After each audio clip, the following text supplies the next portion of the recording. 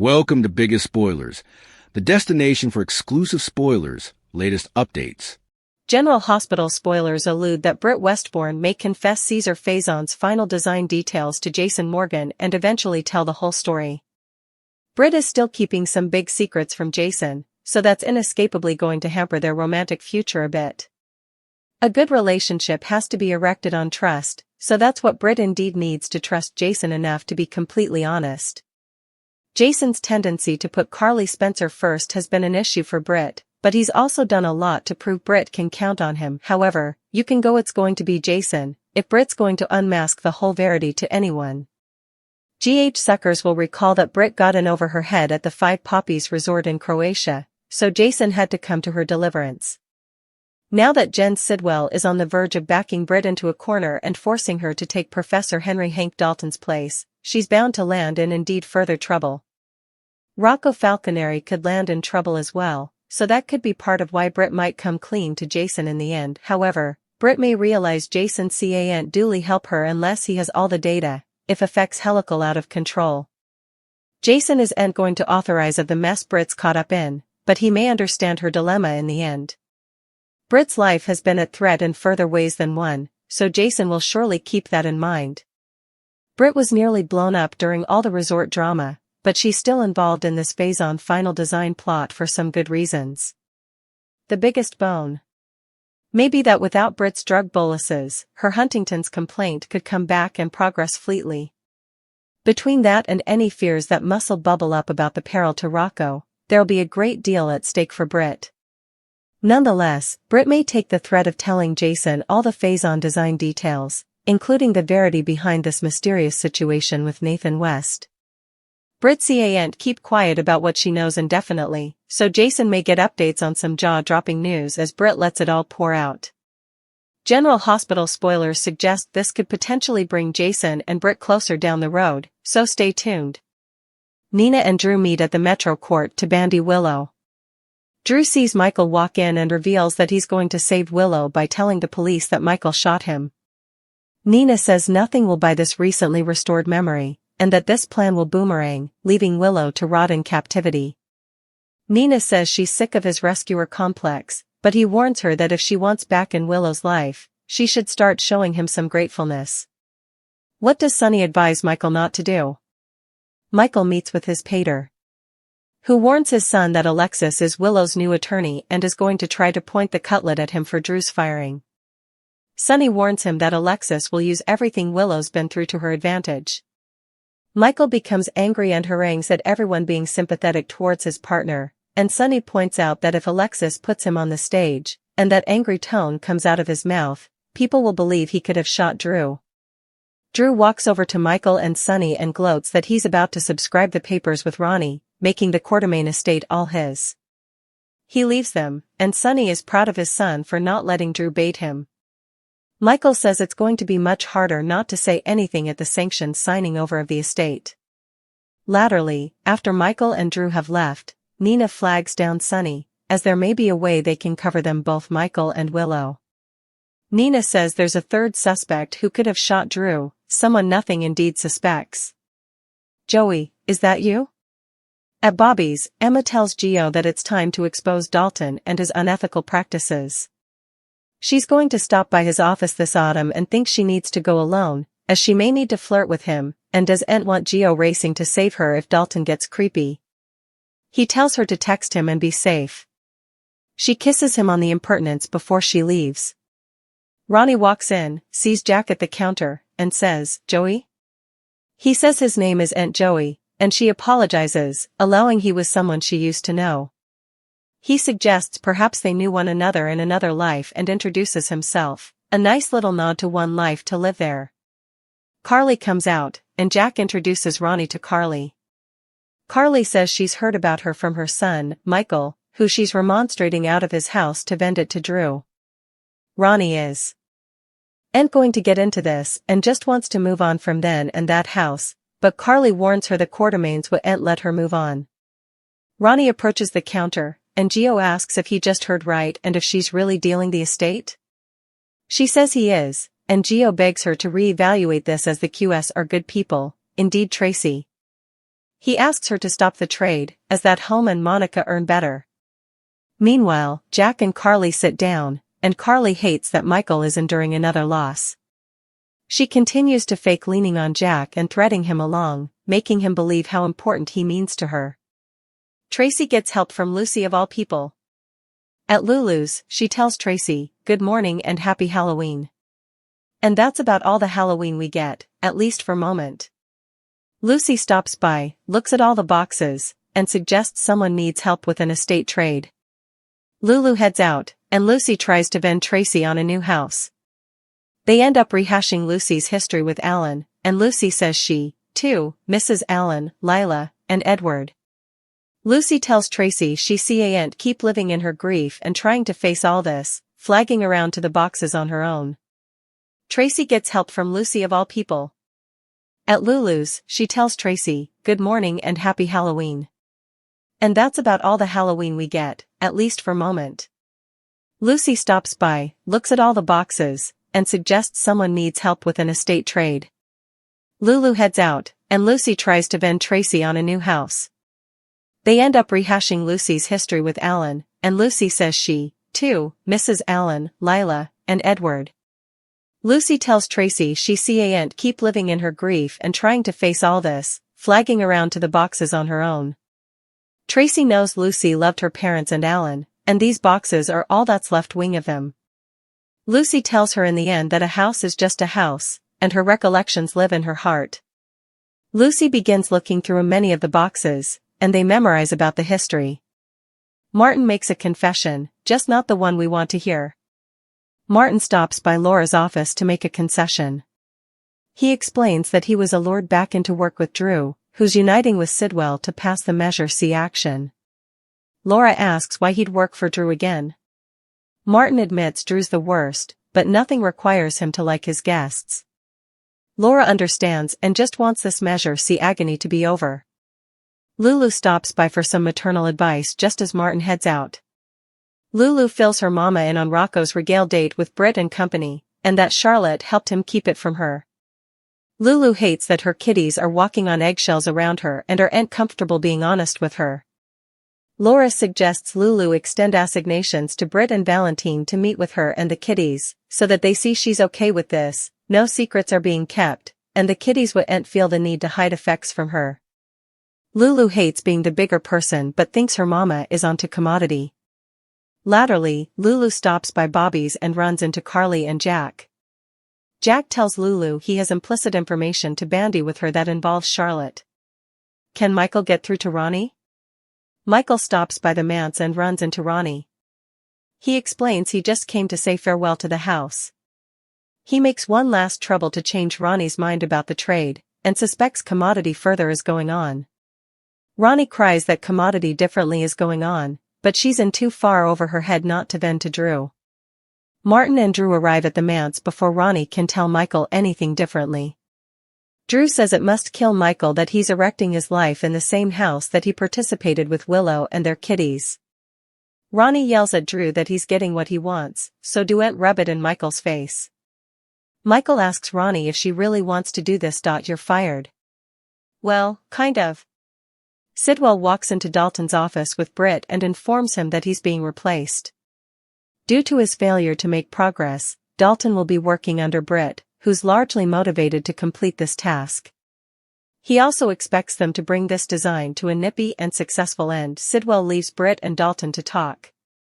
Dalton incontinently suggests they work together and not include Sidwell in their plans.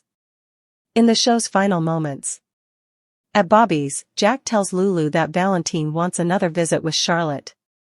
Lulu refuses to fly her son across the world and be a part of his asset games, but Jack asks if she'd feel else if Valentine were original. In his office, Dalton tells Britt that this design could be worth a lot of plutocrat to the right people, and it's not fair that Sidwell pockets the plutocrat for their hard work.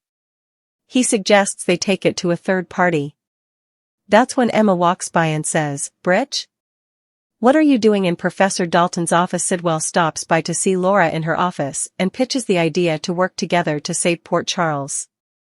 At the Metro Court, Nina tells Sonny that Drew was blackmailing Portia. She doesn't know what with, but Portia was hopeless to get out from under Drew, which is why she helped her frame Drew with the ketamine and Jacinda. She can't do anything with this word because Portia is her friend, but he can.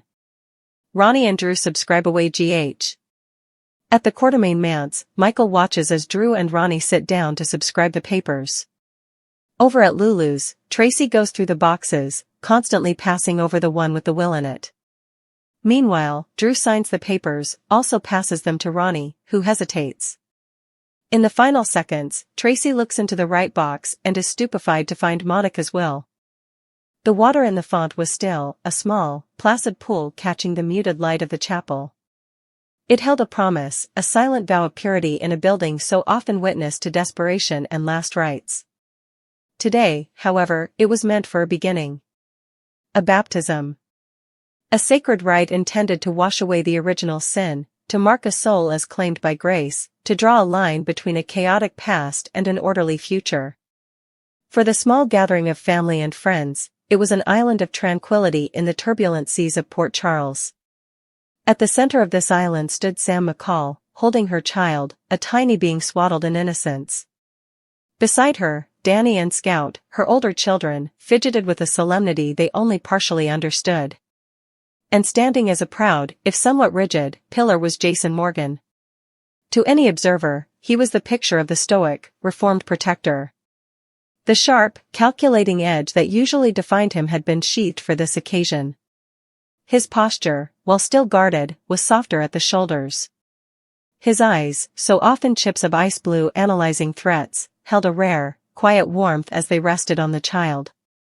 The priest, a man whose life was dedicated to the absolutes of faith and forgiveness, began the ancient liturgy. His voice, a gentle baritone, filled the small space. We are gathered here today to welcome this child into the family of God, to cleanse them, and to surround them with love and protection. For Jason, each word was a brick being laid in a fortress he was building around this new, fragile life. His entire existence had been a testament to violence, a series of brutal, necessary actions taken in the shadows to protect those he loved.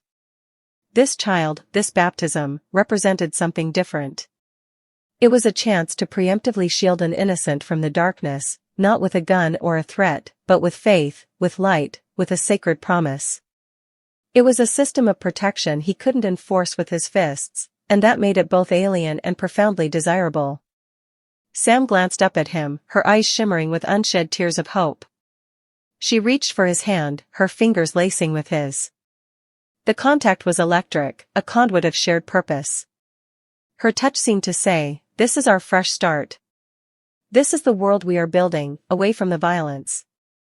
These silent communications were their encouraging words. They were a mutual agreement to believe in the possibility of a peace they had never truly known. The world can be a dark place, the priest continued, unknowingly echoing the very core of Jason's philosophy. But through this sacrament, we affirm that this child will be a child of the light, guided and guarded by love. Jason gave a nearly imperceptible nod. Guarded.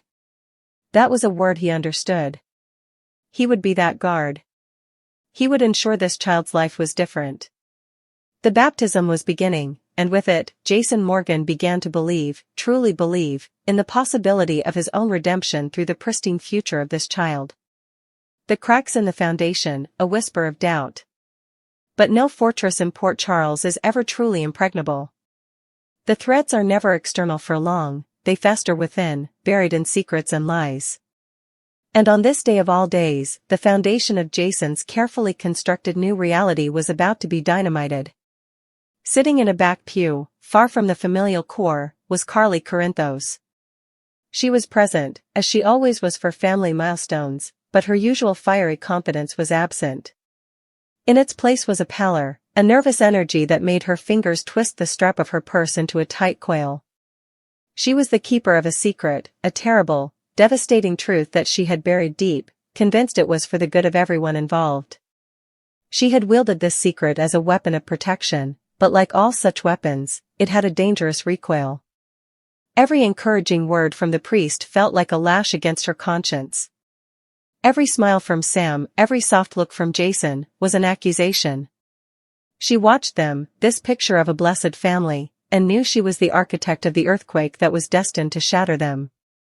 Her secret was the fault line running directly beneath the baptismal font. She felt a presence beside her and turned to see Drew Kane slide into the pew. His expression was grim, his own soul burdened by tangential knowledge and a growing sense of dread. He had seen the cracks in Carly's story, had sensed the rot beneath the surface. "Carly," he whispered, his voice low and urgent, cutting through the liturgical prayers. "You have to tell him. Today. After this. You can't let him build a life on a lie." Carly shook her head, a frantic, minuscule movement. "Not now, Drew. Look at them. Look at this moment. I can't destroy this. It would destroy him. That's not your choice to make." Drew's whisper was sharp, an angry threat not to her person, but to her carefully maintained deception. "The truth has a way of coming out, Carly. And when it does, and he learns you knew? That you were the one who kept it from him? The fallout will be 1,000 times worse. You're not protecting him, you're ensuring his destruction." His words were a prophecy, a cold, hard splash of reality in the midst of the sacred ceremony. They were the angry threat of consequence, delivered not by an enemy, but by a friend who could see the cliff's edge they were all speeding toward. But Carly, paralyzed by fear and a twisted sense of loyalty, clung to her secret. She believed the lie was the stronger shield. She was wrong. The sacrament and the sword. The ceremony proceeded, blissfully unaware of the silent war being waged in the pews. The priest took the child from Sam's arms. With a gentle hand, he cupped the water from the font and let it trickle over the baby's forehead. "I baptize you in the name of the Father, and of the Son, and of the Holy Spirit." The water, a symbol of cleansing, marked the child's skin. A collective, soft sigh of relief and joy passed through the family. For Sam, it was the sealing of a covenant. For Jason, it was the moment he internally vowed to be the man this rite demanded, a man of peace, a man of light. He allowed himself to believe the lie of his own transformation. He looked at this child, at Sam, at his family, and saw a future untainted by the blood and betrayal that were the very bedrock of his identity. The priest concluded, smiling. "This child is now a child of God, sealed and marked as Christ's own forever." It was done. The baptism was complete. The new beginning was officially, ceremonially, underway. Smiles broke out. Quiet congratulations were murmured. The atmosphere was one of collective exhalation. For a single, crystalline moment, the illusion of peace was perfect. And that is precisely when the universe, in its infinite cruelty, chose to shatter it. As the small congregation began to mill about, Jason's phone, which he had set to silent, lit up. Then Sam's. Then Carly's. A series of frantic, digital pulses in the quiet chapel. It was Drew, his face ashen, who finally broke the spell. He wasn't looking at his phone, he was looking at the chapel doors. They swung open, not with the violent force of the police, but with the grim finality of a messenger of fate. It was Diane Miller, Jason's brilliant and unflappable attorney. But there was no clever legal strategy on her face today. There was only a profound, unsettling pity. She bypassed everyone, her heels clicking a funeral march on the stone floor, and walked directly to Jason. "Jason," she said, her voice low but carrying in the sudden silence. "We need to talk. Now." The celebration froze. Sam's smile vanished. Jason's posture returned to its default state of coiled readiness. "Diane? What is it? Is it the PCPD? Another charge from the past?" Diane shook her head, her eyes filled with a sorrow that was entirely personal, not professional. "It's not the police, Jason. It's about the child." Two simple words. The child. They hung in the air, sucking all the oxygen from the room. The encouraging words of the baptism were swept away, replaced by a terrifying, silent void. "What about the child?" Jason's voice was dangerously calm. Diane took a deep breath, the weight of the world on her shoulders. "A source has come forward. With medical records. DNA tests that were suppressed. She glanced, for a fraction of a second, at Carly, whose face was a mask of pure terror. Jason, the child, the paternity, it's not what you were led to believe. The terrible truth unleashed. The world did not slow down. It did not shatter into a million pieces. For Jason Morgan, it simply stopped. The sounds of the chapel, the worried murmurs of his family, the frantic beating of his own heart, all of it receded into a high-pitched whine. He stood at the center of a vacuum, Diane's words echoing in the emptiness. Not what you were led to believe. He turned his head, the movement slow and mechanical, towards Sam. Her face was a canvas of confusion and dawning horror. He then turned his gaze to Carly. And in her eyes, he saw it. Not denial. Not confusion. But guilt.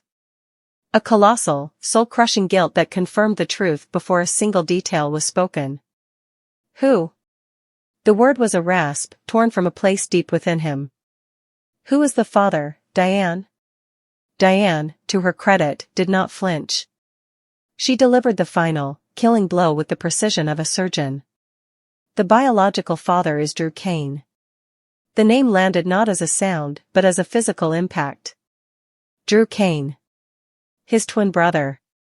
The man who shared his face, a man he had come to trust, a man who had been standing right there, in this very chapel, whispering with the woman who had orchestrated this monumental deception. The truth, the terrible, terrible truth, was finally discovered. The carefully constructed dam inside Jason Morgan broke.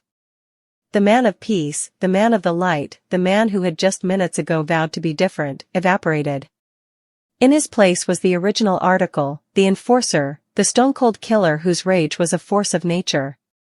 All the encouraging words of the last hour, the promises of a clean slate, the blessings of a holy covenant, the silent vows of a fresh start, were revealed as a grotesque joke.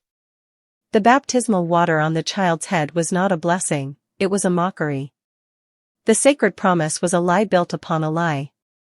His eyes, now the color of a winter storm, locked onto Carly. The warmth they had held was gone, replaced by an arctic fury. You, he said, the single syllable dripping with a venom that made everyone flinch. You knew. Carly stumbled back a step, tears streaming down her face. Jason, please. I did it to protect you. To protect everyone. After everything with Peter August, the chaos. I thought if you believed the child was yours, you and Sam could have the life you always wanted. I thought it would save you. Her explanation was a torrent of self-justification, but to Jason, it was just noise. It was the pathetic bleating of the betrayer. He took a step toward her, and the crowd instinctively parted. This was no longer a scene of family drama, it was the prelude to execution. You thought? Jason's voice rose, no longer a rasp but a roar that shook the very stained glass windows. You thought? You don't get to think for me, Carly. You don't get to build my life on a lie. You stole my child from me. You stole the truth from Sam. You made a fool of Drew. You turned this sacred day into a sham. His angry threats weren't directed at an external enemy. They were leveled at the heart of his family, at the woman he had considered his closest friend for decades. Each accusation was a hammer blow, shattering the history they shared. You lied to me. You manipulated my life. You used my child as a pawn in one of your twisted games of control. He was inches from her now, his body trembling with the effort of not striking out. I have faced enemies who wanted me dead. I have been betrayed by rivals in the business. But this from you. This is a betrayal I will never, ever forgive. He turned, his gaze sweeping over Sam's devastated face, over Drew's ashamed one, over the innocent child now caught in a maelstrom of adult sin. The baptism had begun in hope, but it had ended in the utter annihilation of trust. Without another word, he turned and strode from the chapel. The doors slammed shut behind him, the sound echoing like a gunshot in the silence he left behind. The aftermath, a legacy of ash. In the wake of his departure, the chapel was a landscape of ruin. Sam collapsed into a pew, sobbing, clutching her newly baptized child to her chest, the holy water now feeling like a curse. Drew stood frozen, his own life and relationships irrevocably fractured by a truth he had only recently learned himself. And Carly stood alone in the center of the aisle, the full weight of her actions crashing down upon her. She had meant her words as encouragement, as protection. She had seen her secret as a shield. But Jason had been right. She had built a house of cards on a foundation of lies, and his discovery of the terrible truth was the wind that blew it all to splinters. Her angry threats to Drew, her insistence on maintaining the deception, had backfired catastrophically. In trying to prevent pain, she had engineered a tragedy of epic proportions. The encouraging words of the baptism were now a haunting echo. The angry threats Jason had unleashed were the new reality. The truth was out. Jason Morgan, the man who lived by a code of honesty in a dishonest world, had been fundamentally lied to by the person he trusted most. The baptismal font stood as a silent witness, its water now symbolizing not the cleansing of sin, but the depth of the stain that one lie could leave. The child was a child of God, but it was also now a permanent, living reminder of the day that Jason Morgan's world, and his very identity, were torn to shreds.